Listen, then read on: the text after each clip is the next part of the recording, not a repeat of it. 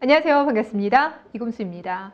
자, 이번에는요, 고대 정치사에서 마지막입니다. 남북국의 정치에 대해서 내용 정리도 하고요. 문제도 풀어보겠습니다. 자, 일단 남북국이라고 했으니까 통일신라와 발해가 되겠는데요. 이 통일신라와 발해를 가진 정치의 문제는요, 크게 세 가지로 나눌 수가 있어요. 일단 첫 번째는 통일신라만의 정치 문제 나오겠죠? 그리고 발해만의 정치 문제가 나올 수 있고요. 마지막 세 번째 유형은 통일신라와 발해를 한 문제 안에서 동시에 물어보는 문제를 내볼 수가 있을 겁니다. 아마 여러분이 생각했을 때 난이도는 마지막 부분이 가장 어려울 거라고 생각하시죠, 그렇죠? 실제로 체감 난이도도 그러합니다. 단, 지금까지 9급 기출문제를 분석을 해보면요, 마지막 이 세 번째 문제 유형은 별로 없습니다. 그러니까 거의 없다라고 보시는 게 맞아요.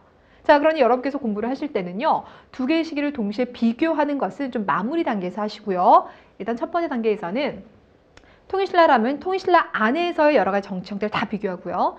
발해는 발해 안에서 명확하게 기억을 하시면 되겠습니다.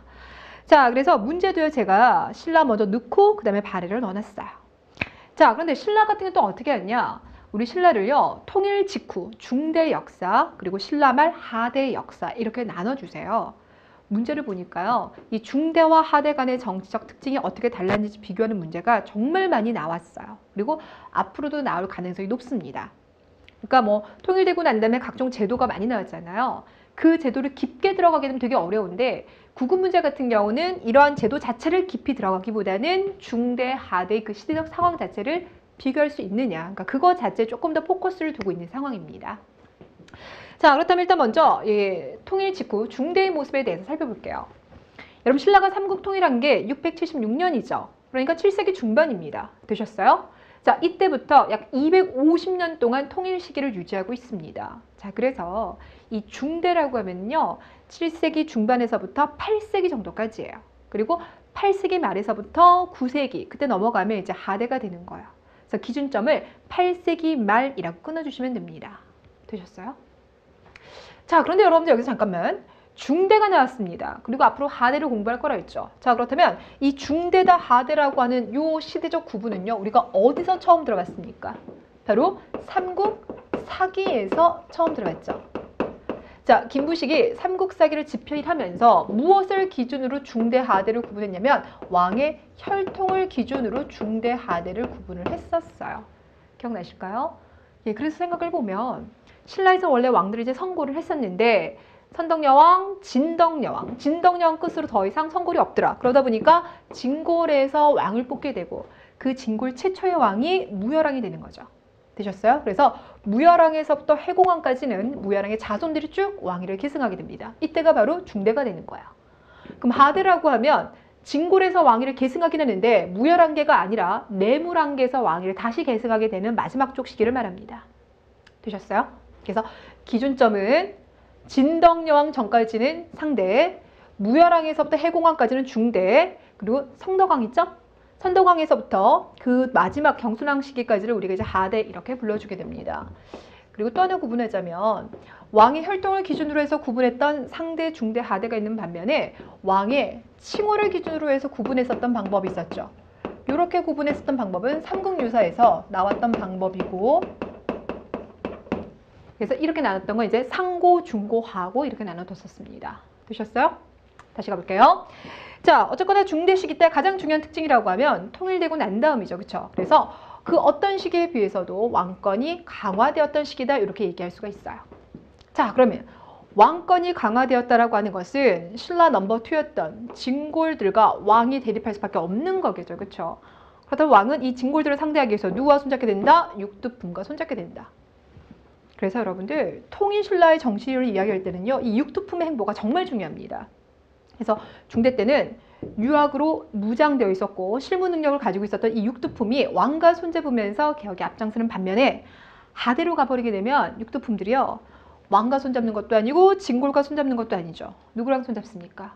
호족과 손잡으면서 반신라화가 됩니다. 그래서 육두품의 행보를 좀 많이 주목해 주세요. 자, 왕권이 강화됨에 따라서 집사부와 시중도 강화가 되겠죠. 그렇죠? 반면에 화백회와 상대 등의 입지가 약화가 될 것이고요. 자, 이렇게 이제 왕권이 강해지다 보면 당연히 진골들이 반발할 거예요. 그 과정 속에서 제거되는 가장 대표적인 진골이 바로 누굽니까? 바로 김음돌이에요. 되셨어요? 오케이. 자, 그렇다면 이 시기 주요 왕들은 누구이냐?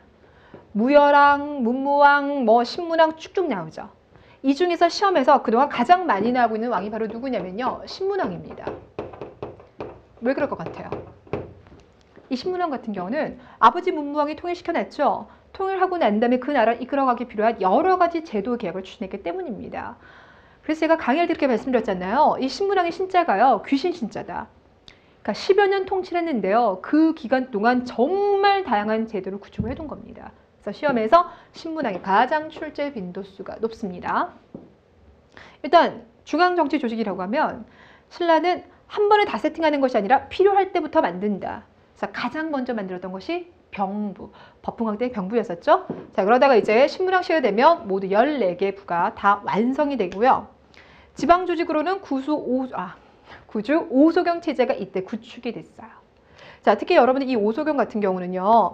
수도 금성이 너무 한쪽에 치우쳐 있는 것을 보완하기 위해서 지방 세력 성장을 감시하기 위해서 고구려, 백제, 가야 땅에 골고루 포진시켰던 것이 오소경이 된다. 거기다 이제 왕족을 보내서 머무르게 함으로 인해서 지방 세력 성장 감시했다. 다시 한번 기억하시고요. 그 다음에 토지제도.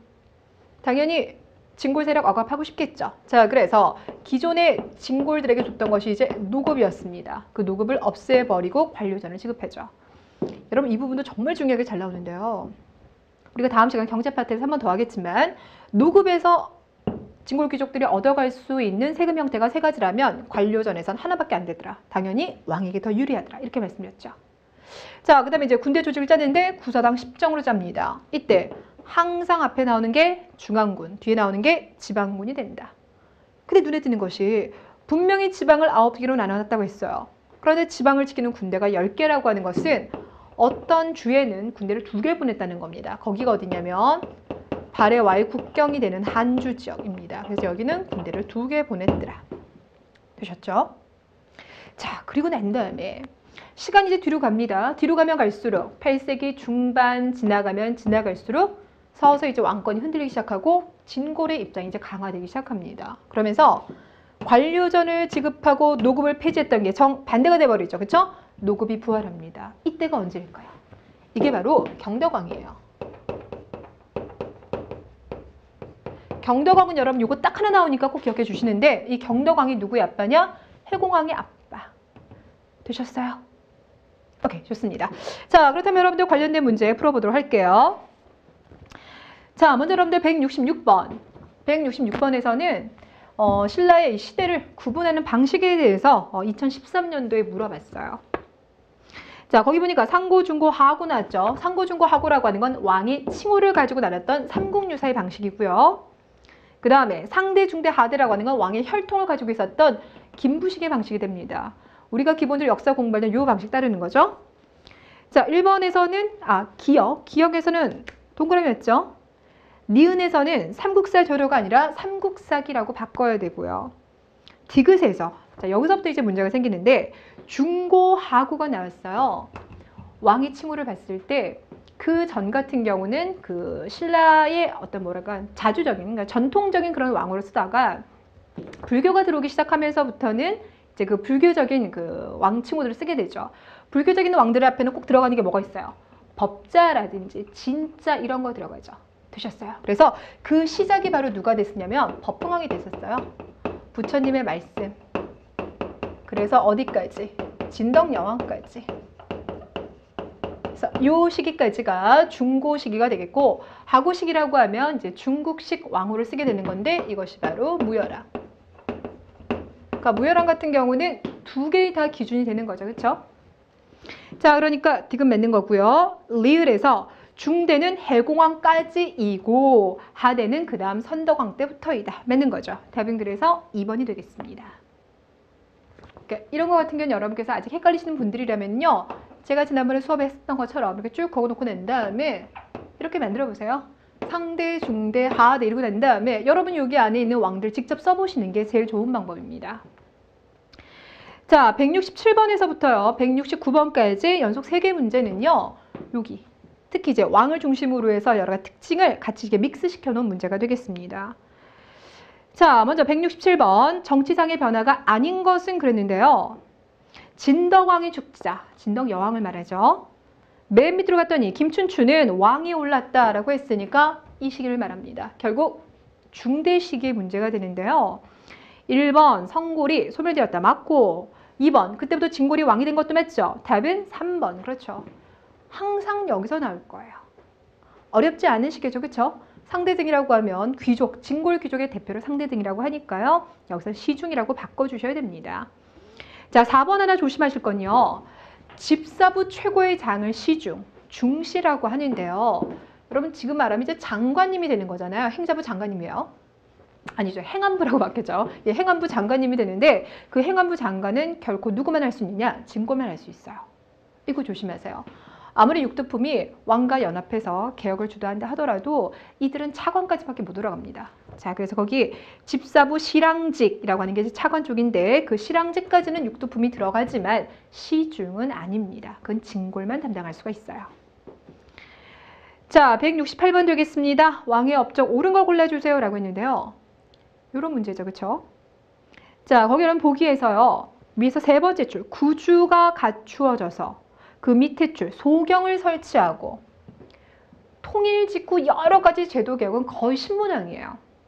근데 딱 하나가 있습니다. 바로 독서 3품과. 독서 3품과 설치는요. 신라 하대 때, 원성왕 때입니다. 그거 하나만 조심해 두시면 됩니다. 자, 그 다음에 그 밑으로 갔더니요. 노급을 폐지하고 가장 밑에 달구벌로 천도하려고 했으니까 신문왕 맞죠.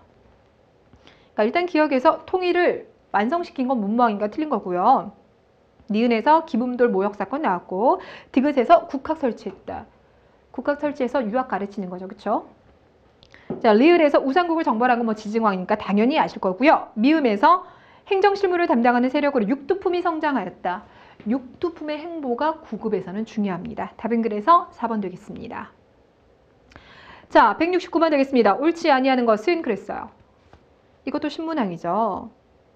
뭐 여러분께서 쭉 보니까 눈에 다 들어오실 거예요. 구조 오서경도 나왔고 유학, 또 유교, 국학 나왔고 답은 3번이에요. 자, 문무관리에게 노동력을 증발할 수 있는 관료전도 지급하였다 그랬는데 관료전은 조세 공납력, 조세 공납력 중에서 조세만 받아가는 거죠. 그렇죠? 자, 그러니까 노동력 빠져야 됩니다. 자, 170에서부터 출발해가지고요. 176번까지는요. 요 제도를 조금 더 꼼꼼하게 물어보는 문제예요. 근데 꼼꼼하게 물어본다 하더라도 9급에서는 막 깊이 들어가서 구저당 안에서 그래서 다시 깃발을 무슨 색깔을 썼고 뭐 이런 식의 걸 물어보는 건 아닙니다. 가장 기초적인 걸 물어보니까 대신에 구저당 10정, 중앙군, 지방군 이런 정도는 여러분이 알고 계셔야 돼요. 자, 170번 가겠습니다. 아마 여러분들이 이제 170번 문제 같은 걸 좀 싫어하실 것 같은데요. 먼저 1번. 자, 삼국통일 후 중국의 육전 조직을 그대로 모방해서 이부, 호부, 예부, 병부, 형부, 공부를 두었다. 여러분 우리 이제 뭐 조선시대 육조를 얘기할 때 이호, 예병, 형, 공이라고 얘기를 하죠. 그렇죠? 조선의 육조가 이호, 예병, 형, 공이라고 하는데 기본적으로 우리나라에서도요. 이렇게 중앙정치 조직을 짤 때는요. 그걸 고려를 합니다. 왜냐면 그렇게 짜는 것이 중국 당나라에서 이제 완성이 됐거든요. 그것이 이제 우리에게 삼국시대에 영향을 줬기 때문에 이 14부 안에도요. 그 6개의 조직이 기본적으로 들어가 있어요. 단, 신라 같은 경우는요. 병부, 예부, 요거는 그대로 명칭을 씁니다. 하지만 나머지 같은 경우는요. 그들식으로 이름을 바꿔 쓰는 경우가 대부분이에요.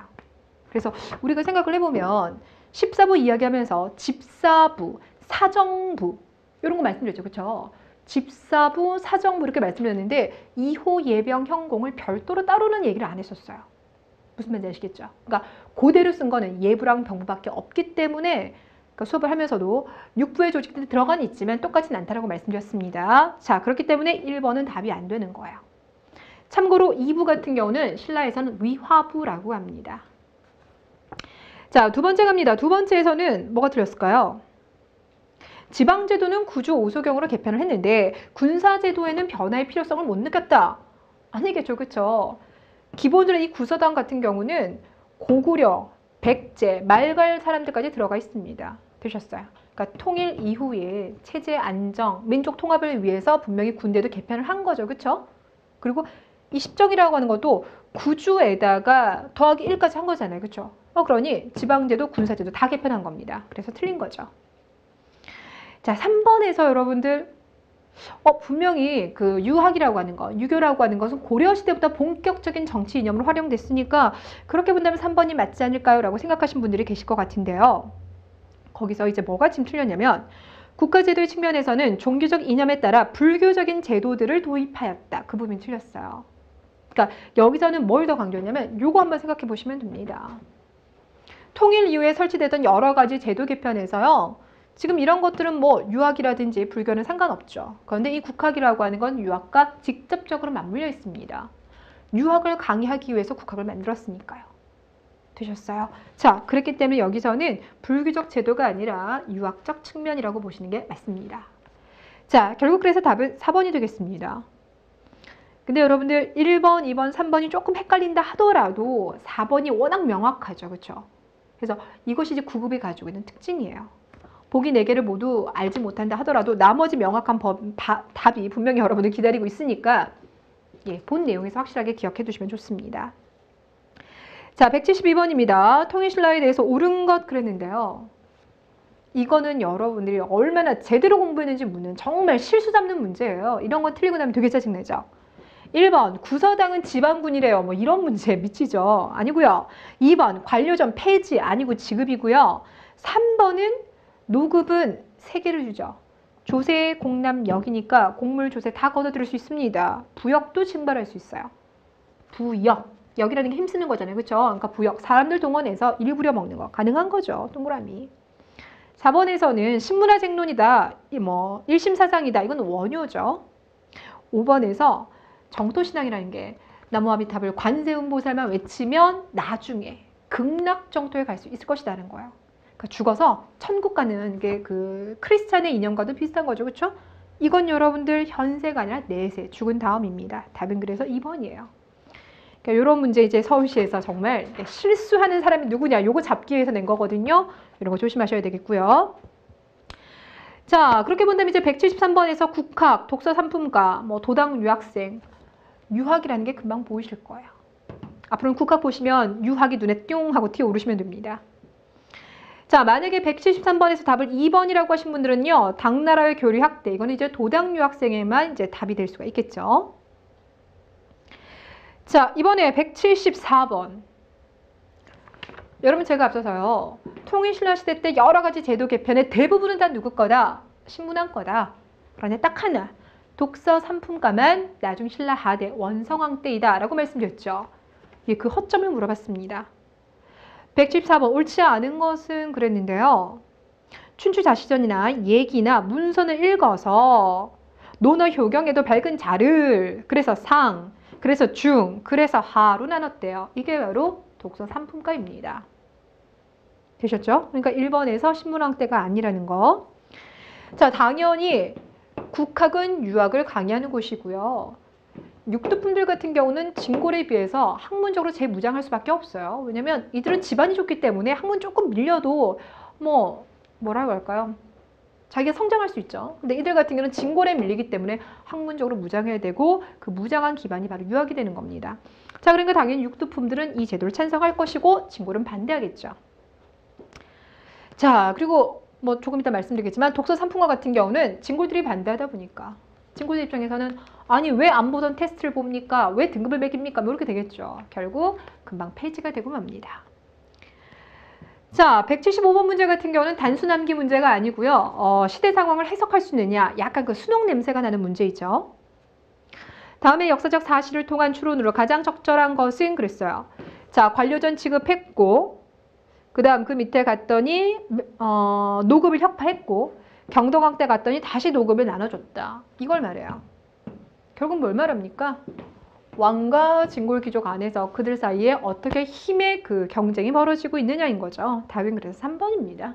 그러니까 왕권이 강했을 때는 노급을 폐지했던 거고 왕권이 밀리기 시작하면서는 노급이 다시 부활하는 겁니다. 1번에서는요. 너무 여기만 주목하시면 안 되죠. 계속이라고 하는 부사가 틀린 겁니다. 2번에서 점차 약화도 아니죠. 약화되었다가 다시 반등하고 있기 때문에. 4번에서는요. 국가와 농민 사이의 지배관계를 이야기하려면 이게 나오는 것이 아니라 정전이 나와줘야 됩니다. 그렇죠? 자, 176번. 가와 나 사이에 있었던 사실 옳은 것은 가, 신문왕 요거 나왔고요. 나, 노급을 다시 나눠줬다. 경덕왕. 제가 일부러 여러분들에게요. 요 안에서 문제풀이 하려고요. 다른 구급 문제들인데 다 뺀 게 아니에요. 여러분들. 실제로 지금까지 나왔었던 구급 문제들 싹싹싹싹 다 긁었는데 이렇게 된 겁니다. 그러니까 출제가 여기서만 이루어진다는 거예요. 그러니까 여러분께서 요것만 완벽하게 하셔도요. 정말 제가 이런 식으로 계속 정리해 주는 것만 잘 따라오셔도 전체 문제 중에서요. 90점은 정말 충분히 받아가실 수가 있어요. 예, 90점, 95점은 제가 충분히 받아간다고 자신 있게 말씀드릴 수 있으니까 여러분께서 막 문제 풀 때마다 뭐 하나 보기 나오는 거, 특히 막 7급에서 나오는 보기에 막 이거 나 외워야 되나 너무 불안해하지 마시고요. 여러분 지금까지 나왔던 문제만 충실하게 하시면 된다라는 거 말씀드릴게요. 자, 6번에 마지막. 자, 그래서 보기 1번을 봤더니 처음으로 병부를 설치한 건 버풍왕이고요. 두 번째, 화백회에서 국왕을 폐위시킨 적이 있었어요. 그게 누구냐면 진흥왕의 아들이었던 진지왕이었어요. 왕이 된 지 4년 만에 그 미실한테 밑보여가지고 퇴위당했었죠. 자, 3번에서 호족이라고 나왔으면 그건 신라 하대가 아닌가 틀렸고요. 4번에서 육두품이 왕의 조언자 역할을 하였다. 되셨습니까? 자, 그러니 지금까지 문제 푸는 데 있어서도요. 육두품과 왕의 관계에 대해서 얘기하고 있는 게 한 3번 이상 나왔던 것 같아요. 중요합니다. 자, 이번에는 여러분들 하대 쪽 문제를 살펴보도록 할 것이고요. 하대 봅시다. 자, 하대라고 하면은요. 해공왕이 피살되고 난 다음부터 얘기합니다. 해공왕이 피살된 게요. 780년이에요. 여러분 780년을 모르겠다 그러면요. 8세기 말 아니면 9세기? 그러니까 신라에서 7에서 8세기 중반까지는 신라가 잘 나갈 때예요. 안정적으로. 전제 왕권이 강화될 모습이고 9세기 때 그러면 신라가 이제 엄청나게 막 흔들리는 장보고가 피살되는 그런 모습이 나타내는 게 바로 9세기가 됩니다. 자, 그래서 이 시기 같은 경우는 진골에서 왕위를 계승하지만 선덕왕에서부터 시작해서는 내무란계에서 왕위를 이어나가게 되더라. 정치적인 특징하면 이때 진골들이 이제 왕권에 도전을 하기 시작하죠. 그래서 왕위 교체가 아주 빈번하고 그러다 보니까 왕권은 약할 수밖에 없고 진골은 세지더라. 진골이 독점하는 이런 사회에 대해서 육두품 반발을 합니다. 육두품의 행보 되게 중요하다 그랬죠. 그래서 결국 그들은 뭐한다? 신라를 등지기 시작할 거예요. 이걸 바로 우리는 반신라화라고 얘기를 하는데 왜 그들이 등지기 시작했냐? 육두품들은 당나라까지 유학 다녀온 도당 유학생들이 많이 있어요. 그 도당 유학생의 대표적인 사람이 바로 누굽니까? 쓰리최였던 바로 최치원이에요. 되셨어요. 당나라 가서 빈공과라는 과거 시험까지 합격하고 왔으나 결국 진골이라고 하는 골품의 한계를 뛰어넘지 못합니다. 그래서 이 육두품들 같은 경우는 새롭게 성장하고 있는 호족들과 손을 잡게 돼요. 자, 근데 여기서 중요한 거 호족은 지방 세력이죠. 그럼 이 지방 세력이 금성 말고 다른 지역에서 말 그대로 어떻게 성장할 수 있었느냐를 봤더니 진골들이 왕권에 도전하면서 왕위 교체가 빈번하고 그로 인해서 지방에 대한 통제력이 뭐했더라? 약해졌더라. 되셨어요? 그러다 보니까 호족들이 성장할 수 있었더라. 되셨어요? 또 여기에다가 신라 말이 되면 선종이 유행하게 됐는데 이 선종 승려들이 호족과 손잡게 되죠. 여기에다가 풍수지리설까지 들어오게 됩니다. 그래서 여기서도 이 구도가 되게 중요한 거야. 자, 그리고 집사부, 시주, 입지가 약화될 것이고요. 상대 등의 입지는 다시 한번 강해질 것이다. 자, 요 시기 같은 경우는요. 이 특징 자체가 가장 중요해요. 물론 이제 왕들도 나와요. 선덕왕, 원성왕, 나중에 헌덕왕 여러 왕들이 이제 등장하긴 합니다만 실제로 그 왕 이름을 이제 호명하기보다는 여기 정도에 나와 있는 몇 가지 특징만 물어보고요. 실제 하대에서는 요 모습이 제일 중요합니다. 자, 그럼 이제 주요 왕들 중에서 누굴 기억해야 되냐면 아까도 말씀드렸다시피 원성왕 때 아주 잠깐이지만 독서 삼품가를 실시했다가 결국 실패했다는 거. 요거 좀 잘 나오고요. 그리고 무엇보다 지금까지 기출에서 가장 많이 나왔던 게요. 여기 있는 왕이에요. 이 왕이 누구냐면 힌트를 좀 드리자면 신라가요. 결국 나중에 무너지죠. 근데 무너질 때 마지막 그 경순왕에 대해서는 별로 주목하지 않습니다. 그거보다는 무너지기 거의 직전에 그 클라이맥스 모습, 그 시기를 중요하게 봐요. 이때가 바로 언제냐면요. 진성여왕이에요. 아까 제가 신라 하대 흔들린다 그러면 9세기 생각하시라 그랬죠. 그럼 결국 이 진성여왕이 언제가 되겠습니까? 9세기 중에서도 말이 되는 거예요. 되셨어요. 그래서 9세기 말 진성여왕 때가 51대예요. 그리고 난 다음에 56대 왕에서 멸망을 할 거거든요. 자, 그래서 진성여왕 다음이 곧바로 이제 뭐로 갈 거냐면 후삼국으로 넘어가게 될 겁니다. 그래서 신라의 모순이 가장 폭발적으로 나타나는 시기가 이 시기다 보니까 신라 하대와 관련돼서는 진성여왕 시기가 많이 나옵니다. 자, 아무래도 조세 독촉에 시달리는 농민들이 봉기하겠죠. 그래서 이 시기 농민 봉기가 많이 일어나요. 이때 그 농민 봉기의 대표적인 인물들은 원종, 애노처럼 뭐가 없는 사람들, 성이 없는 사람들. 그러니까 여기에다가 김원창, 장보고 이런 거 들으면 안 돼요. 김원창 같은 경우는 대표적인 왕위 교체에 거기 이제 뛰어든 사람인 거예요. 물론 실패로 끝났지만. 되셨어요? 그래서 김원창, 장보고가 아닌 원종, 애노, 양길, 기원 이런 사람들 들어갑니다. 자, 그리고 이 당시 당나라 소로한 채치원이 개화가를 제시합니다. 이것을 심오십조라고 하지만 결국 받아들여지지 아니함으로 인해서 채치원은 낙향을 하게 되는 거죠. 되셨어요?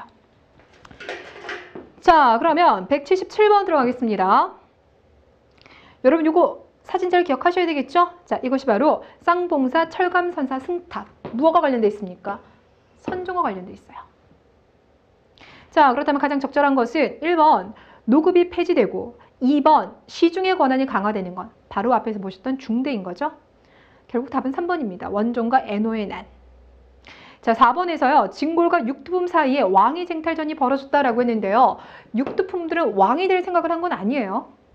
그러니까 아무래도 그 고대 사회였기 때문에 혈통에 대한 것들에 대한 인식이 오늘날보다 훨씬 더 강했을 거예요.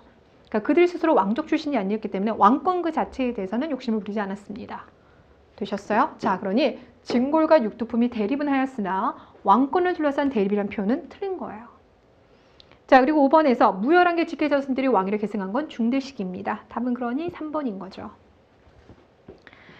자, 178번 문제는 여러분들 결국 이제 같은 맥락의 문제인 거고요. 거기에다가 진성여왕 시기 때 농민봉기 일어난 거 있죠. 그거 넣었으니까 여러분 그냥 풀어보시면 답 다 나오셨을 거예요. 자, 179번 되겠습니다. 여기 보니까 지금 179번 2011년도 기상직 문제인데요. 이거 말고 뭐 2008년도, 2007년도 유사 문제 되게 많아요. 자, 옳지 아니하는 것은 그랬는데 국내 여러 주군에서 공부를 납부하지 않음으로 국가가 고갈되어 국용이 궁핍해졌다. 그러니까 세금이 걷어들이지 않아서 국가가 가난해진 거죠. 이에 왕이 사자를 보내어 독촉하니 도둑이 들고 벌떼처럼 일어났다. 그리고 원종 애노가 나왔습니다. 되셨어요. 그러니까 이 부분은 사료 같이 중요하게 기억해 두세요.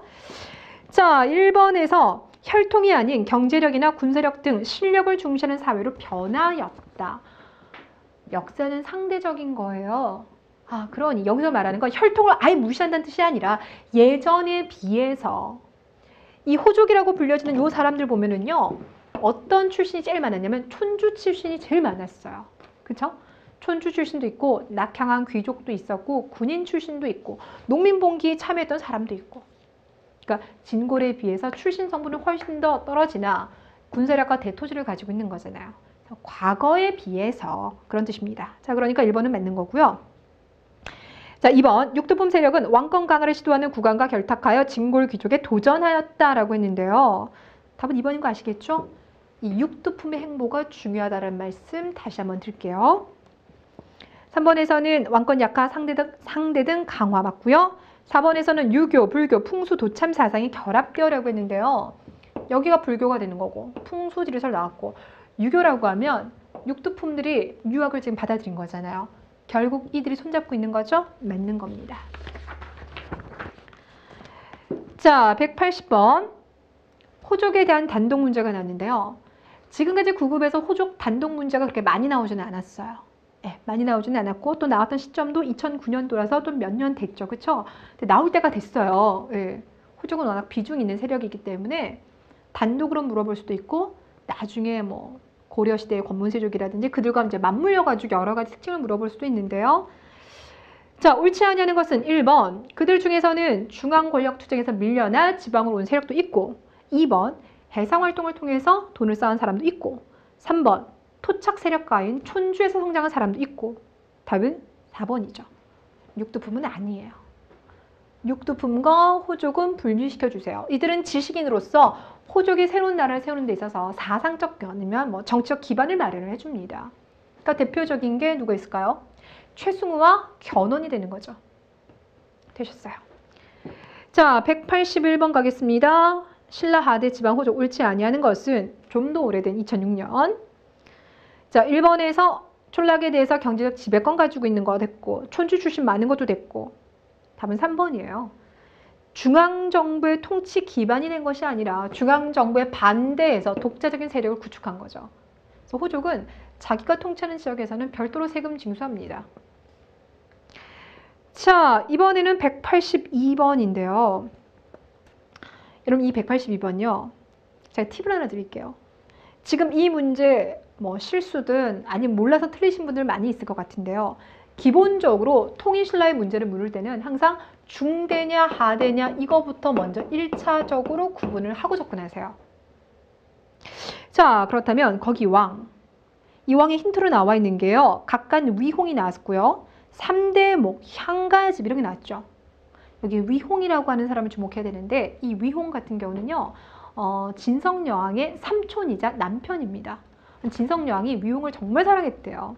이제 위홍이 먼저 죽고 나자 이제 그에 대한 그림이 너무 커져가지고 정치도 제대로 돌보지 않았고, 그런 것들이 계속 누적되면서 신라가 붕괴되었다, 이런 얘기까지도 하는데, 그래서 위홍하면 진성여왕을 떠올려 주시면 됩니다. 그리고 이제 3대목에 대한 이야기는 나중에 문화 파트에서 추가로 말씀을 드릴게요. 자, 그러면 결국 이제 하대 문제가 되는 거예요. 일단 기역에서 원종에는 나왔으니까 기역은 맞는 거죠. 니은에서 김대문, 화랑세기 이런 거 나왔어요. 화랑세기라고 하면 우리 중대에서요. 언제입니까? 그러니까 문화 파트 설명하면서 그 육두품 출신의 많은 학자들과 비교되어지는, 이러면서 이제 김대문의 활약상에 대해서 적어본 적이 있죠. 자, 그러니까 니은은 이쪽에 들어가셔야 돼요. 자, 디귿에서 최치원 이야기가 났습니다. 최치원이라고 하면 대표적인 하대 때 신라를 등진 인물이 되겠죠. 리을에서 적고적의 반란이 일어났습니다. 근데 이제 농민봉기인 거죠. 그러니까 여기 들어가고요. 미음에서 김원창이라고 했는데요. 자, 여기서 이제 문제가 되는 게 이제 뭐가 있냐면, 이 김원창의 난을 어디다 집어넣을 것인가. 지금 8세기 말에서부터 9세기 쭉 보고 있잖아요. 진성여왕을, 그러니까 신라가 무너지기 거의 직전의 왕이에요. 그러니까 이제 9세기 중에서도 9세기 말 쪽으로 가져야 되겠죠. 근데 여기 나와 있는 김원창 같은 경우는 헌덕왕이라고 해서 9세기 초반 쪽이에요. 9세기 초반 때. 이게 좀 다릅니다. 되셨어요? 자, 그래서 결국 답은 2번이 됩니다. 그러니까 일단 1차적으로는 하대와 중대를 분류를 하시고, 또 그 하대 안에서도 좀 더 하대 초기제에 가까운지 더 뒤로 빠지는 건지를 이제 신경을 쓰셔야 되겠죠. 그래서 우리가 왕과 관련된 이런 정치상 문제들 같은 경우는요, 제가 이렇게 꺾은 선 그래프를 통해서 나타내기도 하고, 지난번에 하대를 제가 필기를 정리할 땐 쭉 이런 식으로 정리를 했었어요. 그래서 선덕왕, 원서강, 헌덕왕 이런 식으로 쭉쭉 정리를 했었거든요. 그러니까 이런 식으로 자기가 주요 왕이라든지 아니면 주요 사건들을 써서 그 시대는 이렇게 기억해야지라고 이미지화 시키는 것도 괜찮은 방법이 되겠습니다. 자, 이번에는요 183번 순서 배열 나왔는데요.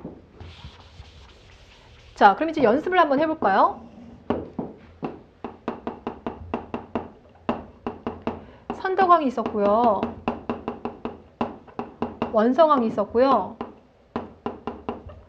헌덕왕이 있었고요. 그 다음에 문성왕이 있었는데, 헌덕왕과 문성왕을 몰라도 괜찮기는 합니다, 여러분들. 그리고 진성여왕. 그리고 쭉쭉쭉쭉 가다가 경순왕 이렇게 가면 되는데, 자, 거기 기억에서 장보고 청해진 설치라고 나왔죠. 문성왕 때예요. 그리고 니은에서 궁예가 후 고구려를 건국했다. 그럼 이제 후삼국이 된 거죠. 그럼 진성여왕 끝나고 난 다음입니다. 디귿에서 신라가 구주 오소경을 설치했다. 그러면 통일 직후의 모습이 되겠죠. 그러니까 앞쪽으로 빼고요. 리을에서 노급이 부활한 건 중대에서도 끄트머리 쪽이었었죠. 경덕왕 시기 때. 그래서 디귿, 리을, 기역, 니은 이런 순서가 되는 거예요. 아니면 나는 이거는 마지막인 전 지금 시간이 급해서 못 외우겠습니다. 그러면 이것도 말 그대로 중대, 하대로 끊어주시면 돼요. 중대, 하대는 구분하실 수 있겠죠.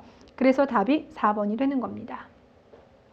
그리고 머릿속에 여러분들 김원창의 난과 장보고의 피살은요. 김원창의 난을 먼저 깔아주시고 그 다음에 장보고로 넘어가 주세요. 자, 그리고 이제 184번은요. 후삼구가 관련된 문제가 나왔어요. 이 후삼구 관련된 문제도요. 별로 출제가 안 됐어요. 그러다가 2012년도에요. 오랜만에 드물게 출제가 됐습니다. 내가 이렇게 2011년도까지 아니 후삼구가 안 물어보던데 뭐 안 나오겠지 싶었으면 네, 정말 난감해지는 거죠. 자, 일단 후삼구 같은 경우는요. 후백제와 후고구려만 비교해 두시면 돼요. 그러니까 신라는 이제 경상도 지역만 간신히 통치하고 있는 상황이기 때문에 별로 물어보는 게 없어요. 그래서 두 개를 구분하는데 다 알고 계시는 거예요. 후백제는 군인 출신인 견훤이 세웠고 도읍지는 완산주이다. 시험 문제에서요. 완산주 대신에 무진주를 넣어놓은 거예요. 무진주는 광주고요. 완산주는 전주거든요. 예, 구분해 주세요. 이 구분하는 방법이 암기 말고 다른 방법이 없어서 너무 죄송하긴 한데 예, 이 완산주가 전주가 되겠습니다. 여기를 근거로 나라 세웠고 견훤 같은 경우는요. 후백제, 후고구려, 신라가 있잖아요. 신라가 제일 약한 거잖아요. 얘 빨리 없애고 우리끼리 본게임 하자는 쪽입니다. 그래서 신라를 계속 군사적으로 압박해요. 강력한 군대를 가지고 압박을 해서 결국 신라 경혜왕이 자살하는 지경에까지 이르게 됩니다. 신라 본토로 공격을 해버렸거든요. 자, 그리고 후백제 같은 경우는요. 지금 바다 건너 중국 있죠. 그쵸? 근데 중국이 지금 당나라가 무너지고 난 다음에 5대 10국이라고 하는, 외우지 마세요. 5대 10국이라고 하는 짧은 혼란기에 들어가 있는 상황이었습니다. 그 혼란기에 있었던 나라들이 이런 나라들이 있어요. 당나라 무너지고 난 다음에 후당 되셨어요. 그들과 교류했다. 서해를 끼고 있으니까 당연한 특징이 되겠죠. 자, 이번에는 궁예가 세운 후고구려인데요. 일단 왕건의 도움을 받아서 송악에다 이제 나라를 세웠습니다. 그러다가 수도를 철원으로 옮겼어요. 그리고 이제 옮길 때쯤 나라 이름도 뭘로 바꿨냐면 마진, 그리고 난 다음에 태봉 이렇게 바꿨습니다. 그러니까 순서적으로 보면 맨 처음에 송악에다가 도읍지를 정하고 있다가 마진이라고 국호를 바꿨어요. 그리고 얼마 안 돼서 철원으로 수도를 옮겼어요. 철원으로 가서는 태봉이라고 또 바꿨어요. 그러니까 철원에서 썼던 나라 이름이 두 개인 거예요. 가기 직전에 마진으로 바꿨다가 가서 또 태봉으로 바꿨기 때문에. 근데 9급에서는 순서를 물어보는 건 아닌데 그 흐름은 아시겠죠? 그쵸? 자, 그 다음 신라 왕족 출신이긴 하지만 신라 겁나 싫어합니다. 그러면서 신라와 관련된 기존 체제를 개편하려고 그래요. 그래서 집사부나 하백회의가 아니라 광평성 중심으로 정치를 재개편하려고 하고 골품제라고 하는 이 폐쇄적인 관등이자 신분제인 거죠. 요걸 극복하고 구관등제를 실시를 했다. 자, 184번 옳지 않은 것은 1번 무진주 이거예요. 이거 이제 이런 거 이제 틀리신 분은 역사는 이래서 외우는 거야 이러면서 막 되게 싫어하실 수 있어요. 답은 1번입니다. 나머지는 여러분들 다 확인 가능하시죠? 자, 이번에 여러분들 발해 쪽 가볼게요. 여러분 발해와 관련된 문제는요. 뭐 여러 가지 유형이 있는데 그중에 일단 가장 기본적인 유형은요. 정치 발전 형태입니다. 그러니까 각 왕시기 때 어떤 일들이 벌어지고 있었는지 그거 물어봐요. 근데 요거는요. 왕에 대해서만 나오는 게 아니라 그 시기 왕들이 어떤 제도를 시행했냐? 그거보다는 이때 주변 국가와 어떤 대외 관계를 맺고 있었냐? 여기에 조금 더 포커스가 맞춰져 있어요. 그래서 요게 출제 빈도수가 조금 제일 많고 그 다음 이제 제도와 관련된 부분 그리고 마지막으로 발해는 고구려 계승한 거잖아요. 근데 그거 물어본 게요. 일단 횟수적으로는 제일 떨어져요. 횟수적으로는. 우리가 생각하면 발해가 고구려 계승한 증거를 제일 많이 물어볼 것 같지만 그거 물어볼게요. 진짜 너무 딱 정해져 있기 때문에 이쪽이 지금까지는 제일 많이 나왔습니다. 자, 그런데 발해는 제가 수업하면서도 말씀을 드렸는데요. 특이하게도 왕의 본명을 알고 계셔야 된다고요. 예. 그동안 기출문제에서 왕의 본명들을 몇 번 언급했거든요. 자, 그래서 본다라면 대조영은 당연히 알고 계시죠? 그런데 우리는 여기서 태조라고 하지 않고 고왕이라고 합니다. 예, 그건 주의해 주시고요. 두 번째 왕과 세 번째 왕인데요. 이 두 번째 왕 같은 경우는 이 무자에 주목을 해주세요. 한자 무. 여기서 무슨 무입니까? 힘쓸 무. 힘 좀 썼어요. 뭐 한 거예요? 전쟁한 거죠. 그렇죠? 이게 바로 발해의 두 번째 무왕이 되겠고요. 세 번째 왕 문왕. 문왕 같은 경우는 말 그대로 문화, 뭐 학문 이런 거 이제 발달시키면서 날 안정시킨 거. 그리고 이제 선왕 때가 최고의 전성기가 된다. 시기적으로 보면 발해가 출발한 게요. 698년이에요. 이게 668년에 고구려 망하고요. 30년 있다가 세워지거든요. 698년. 698년이면 7세기 말인 거죠. 그러니까 실제로 통치는 이쪽은 주로 이제 몇 세기인 겁니까? 8세기인 거예요. 8세기. 되셨어요? 신라 같은 게 8세기 말 해공왕 죽으면서 휘청거리는데 일단 이들은 8세기까지 이런 식으로 안정되게 가고요. 선왕은요. 9세기 중에서도 초반입니다. 자, 이름 확인되셨죠? 두 번째, 발해 같은 경우는 독자적인 연호를 씁니다. 처음부터 쭉 씁니다. 그래서 그 독자적인 연호를 알아두셔야 되는데요. 이거 어떻게 제대로 된 것 같습니까? 아니요, 여러분들. 여기 나와 있는 왕들의 연호를요, 제가 시간 상관없이 막 섞어둔 거예요. 그러면 고왕의 연호가 바로 뭘 것 같습니까? 이 중에서. 천통이에요. 여기는 인안, 대흥, 건흥. 천통, 인안, 대흥, 건흥. 되셨어요? 오케이, 다시 갑니다. 자, 대조영 같은 경우는 고구려 유민들을 당나라 영주에서 끌고 나옵니다. 그래서 저기 길림성이 있었던 동모산에 가서 나라를 세우죠. 그래서 발해를 건국했다. 자, 그런데 민족 구성을 보니까 고구려 유민들만 있었던 건 아니고 말갈족도 함께 있는데 이 말갈족이 숫자적으로 보면 훨씬 더 많습니다. 하지만 이들이 주로 이제 지배층을 구성을 하고요. 말갈족이 피지배층을 구성을 하였다. 그런데 유의하실 게 있어요. 말갈족이 숫자가 더 많고 그들이 대다수 피지배층인 것은 맞으냐? 그렇다고 말갈족이 모두 다 피지배층이냐? 아니에요. 말갈족 중에서 지배층도 있고 고구려 유민 중에서도 피지배층이 있습니다. 되셨어요? 그러니까 역사에서요. 말갈족은 모두 다 피지배층이다. 너무나 화가 나는 그런 말들 있죠. 그런 건 틀린 겁니다. 되셨을까요? 그리고 또 하나 이제 기억해 둘게요. 발해는 처음부터 국호가 발해가 아니었어요. 처음에는 진국이라고 불렸었어요. 그러다가 나라가 이제 나중에 발해로 바뀌게 되는데 그게 모두 다 언제 일어나냐면요. 이 대조영 시기 때 일어나는 겁니다. 자, 그리고 이제 무왕과 문왕의 업적은 당연히 여러분들이 뭐 주목을 하셔야 될 것 같은데요. 어디다 주안점을 두시면 되냐면 당나라와의 관계예요.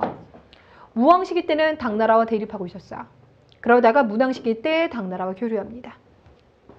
되셨어요? 그래서 문왕 때는 당나라와 교류함으로써 이제 문화를 많이 받아들이게 되는데 그럼 무왕 때 왜 대립하느냐? 발해가 북만주 쪽으로 영토를 확장시켜 나가니까 위쪽에 있었던 흑수말갈 애들이 위험하단 말이죠. 그래서 당나라한테 도움을 요청하고 그러면 당나라가 발해가 너무 커져가는데 이러면서 이제 긴장 관계가 형성이 되는 거예요. 되셨어요? 자, 하지만 발해가 공격 들어가죠. 등주를 공격해서 등주 자사를 죽였습니다. 하지만 당나라와 적대군 상황 속에서 돌궐 일본과는 손잡고 있더라. 국제적인 왕따가 되면 안 되잖아요. 그렇죠? 그래서 일본과 교류했다는 부분 주목해 주세요. 주목해 주세요. 자, 그러다가 이제 문왕 시기가 되면 대립관계에서 교류 단계로 바뀝니다. 그래서 문제 나올 때요. 처음부터 끝까지 대립관계였다. 아니면 처음부터 교류했다. 다 틀린 거예요. 관계가 바뀐 겁니다. 되셨어요? 오케이. 자, 그리고 신라와도 교류를 하는 게 문왕 시기가 됩니다. 이때 이제 신라도가 나오죠. 잠깐만요, 여러분들. 우리 발해가요. 여기 길림성에 있는 동모산에다가 나라 세웠습니다. 라고 말했죠. 근데 이 산에다가 나라 도읍지 세우기 참 쉬운 거 아니에요. 그래서 도읍지 옮기게 되는데 발해 같은 경우는 오경이라고 해서 5개가 있잖아요. 그 5개의 위치는 중경을 기준 잡아서 서쪽에, 동쪽에, 남쪽에, 북쪽에, 중경, 서경, 동경, 남경, 북경이 아니라 상경이라고 말했었죠. 되셨어요? 오케이. 자, 그런데 중경으로 내려왔다가 상경으로 갔다가 다시 동경 갔다가 마지막 다시 상경 갑니다. 다른 거 모르겠으면 적어도 상경이 가장 오래된 수도입니다. 이건 기억해 주셔야 돼요. 그리고 주로 이제 위쪽에 많이 있죠. 위쪽에 많이 있으니까 남경 아니고 서쪽 아닌 거예요. 왜냐면 당나라에서 막 난도 일어나고 그렇기 때문에 이런 난을 피하기 위해서 도읍지로 옮겨갔던 것도 있기 때문에 위로 가는 겁니다. 되셨어요? 그런데 이렇게 도읍지를 4번을 바꾸는데요. 적어도 2번 이상이 바로 문항식이에요. 나머지 한 번은 논란이 있기 때문에. 횟수를 물어보는 건 아니니까. 그래서 적어도 2번 아니면 최대 3번 정도가 문항식일 때 수도천도가 이루어졌다고 합니다. 자, 수도천도 기억해 두시고요. 그리고 여기 어딥니까? 여기 남경 있잖아요. 남경에서부터 쭉 타고 내려오는 요 길. 요렇게 내려오는 요 길. 이걸 바로 뭐라 불러준다? 신라도라고 불러줍니다. 이렇게 남경 쪽으로 내려오는 거 되셨고요. 그러니까 동경에서부터 남경으로 쭉 연결되는 거. 자, 선왕시기는 최고의 전성기로서요. 영토가 넓어져요. 위쪽에는 흑룡강, 여기는 요동반도, 여기는 연해주. 연해주, 흑룡강, 요동까지 연결되는 최고의 영토를 확보하게 되고요. 5경 15부 62주가 이때 이제 완성이 되고요.